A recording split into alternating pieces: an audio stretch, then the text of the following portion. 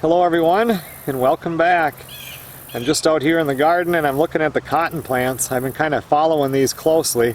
Nights are starting to get colder here in Minnesota, and so far I think we're doing pretty good. But it was really interesting watching how the cotton plant flowers. This morning when I looked at this flower, it was white, kind of a creamy white color. And then I was reading about it, how once they get pollinated, the colors change pretty fast. They go to kind of a pinkish, and then a red, and I don't know, some of them said mauve, one of them said kind of yellowish. I haven't really seen the yellowish.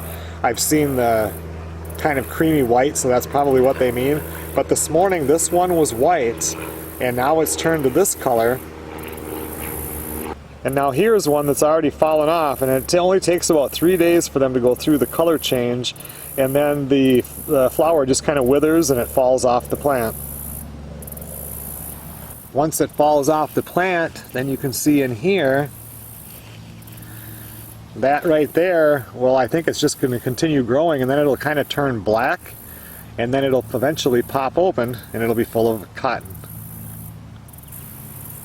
So anyway, I've got plenty of flowers here that have come up, and I was surprised because I come out here myself the one day and there was a white flower.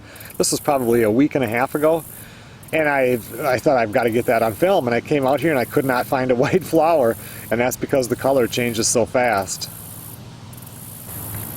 This plant seems to have a lot of them. The second plant over here is just starting to get them on top. This smaller plant here is starting to get them. And this one over here also. I haven't seen any flowers on these yet. They're just coming up a little bit slower. I wanted to show you guys this too. This is what's left of my bean plants that were here. They're all dead. If I wanted to, I could harvest my own seeds right now for next year. But over on the other side of where the potatoes were, when I yanked all those out, I went ahead and run my tiller through all that.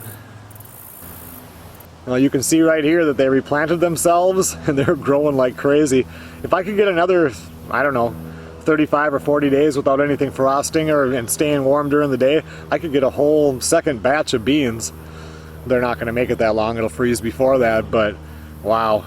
I'll probably just till this in, be like a green crop. It'll really help the soil.